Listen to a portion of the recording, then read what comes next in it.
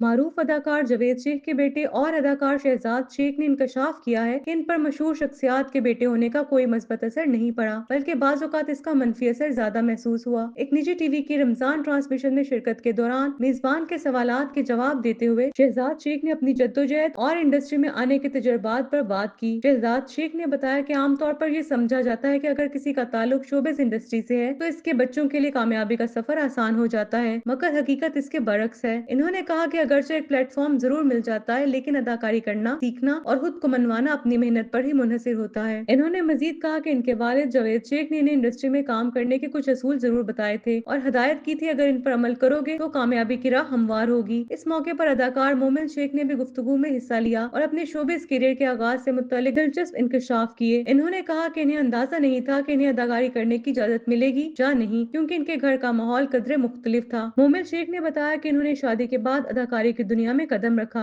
और इनके करियर की शुरुआत इनके शौहर के दोस्त के जरिए हुई थी, जबकि इनके शौहर ने हमेशा इनकी मुकम्मल सपोर्ट की। दौरान गुफ्तगू शहजाद शेख ने मजीद कहा कि शोबिज इंडस्ट्री में होने के बावजूद इन्हें मेहनत और जद्दोजहद करना पड़ी, क्योंकि आखिरकार कामयाबी का दारोमदार टैलेंट और मेहनत पर होता है, न कि किसी के पस मंजर पर। इन्होंने कहा कि अगर किसी में सलाहियत नहीं होगी तो वो ज्यादा देर तक खुद को इंडस्ट्री में बरकरार नहीं रख सकता, इसीलिए इन्हें भी अपना लोहा मनवाने के लिए सख्त मेहनत करना पड़ी।